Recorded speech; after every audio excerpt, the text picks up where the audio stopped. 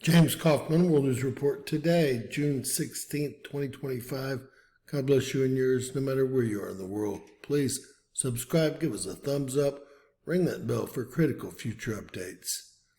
Is Trump fulfilling his campaign promises? Some are talking about impeachment. Well, yesterday, Trump declared that ICE would no longer be going after farm workers, hotel workers, or restaurant workers. This blew my mind, and many of the illegals here are taking Americans' jobs in all three of these industries. I wonder how he can now be so selective about his mass deportations.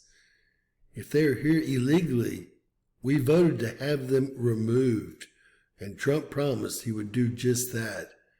Now they're safe if they get a job in one of these industries? This is, of course, total crap. Trump also said the war in Ukraine would end in one day if he was elected, and America would not be involved in further wars. This is not working out very well either. Both these promises are out the door, as we now have a second conflict blowing up with Iran and Israel that we're more than involved with. I also remember Trump telling us things like he would release the Epstein files on day one, and if he were president, he would tell us what all the strange drones and orbs we were seeing in the skies really were, just as a matter of transparency.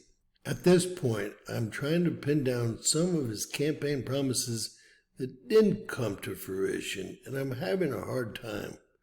Please help me in the comments below by naming some of these promises that, were made and promises that were fulfilled. Meanwhile, the country is turning on Trump, and he most definitely lost the far right when he announced illegals could stay if they worked on a farm, in a hotel, or at a restaurant. We all know that this is not what his base voted for, and he's really disappointed me personally. After that statement and directive, I just about have given up on his administration as a whole. Meanwhile, people are talking impeachment. Shadow of Ezra posted, Libertarian comedian Dave Smith is now calling for Trump's impeachment, accusing him of fueling the Israeli-Iran war. Well, he's definitely fueling them. We just sent 28 fuel tankers over to Israel to help them fuel or refuel in the air. Smith, once a vocal supporter of Trump's, says that he was wrong about Trump, calling him a traitor to his own base. Well, that's how I feel. He declared the neocons have taken over completely, adding, no matter who you vote for, you end up with a John McCain. It's about right, too. Donald Trump telling him to come back to the negotiating table now is a joke. Yeah. I mean, what an impotent leader to be sitting there talking about coming back to the negotiating table. It's like sitting after Pearl Harbor and telling FDR, now's the time to go negotiate with the Japanese. Negotiations are over now. The time for negotiations was before this. And so, yeah, Donald Trump, listen, man, I supported him this last year. I apologize for doing so. It was a bad calculation. At the time, it seemed like the right one.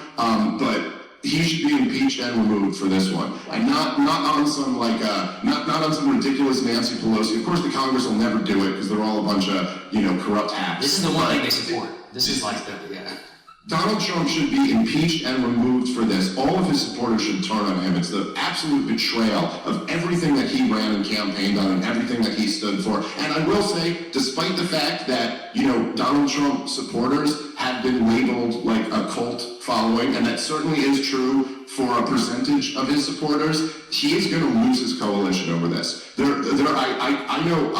I don't just speak for myself when I say there are a lot of us who simply will not go along with this. So it's just a devastating mistake. By the way, on top of that, he's also going to lose the deportation fight because of this. Because right now he needed all the political capital he could have to turn that, you got a majority support for deportations, but the minority is very mobilized and they're out and they're protesting all around the country. He needed all of his political capital for that move. So here's what we got. The neocons win. More war abroad and, bomb the world and invite the world.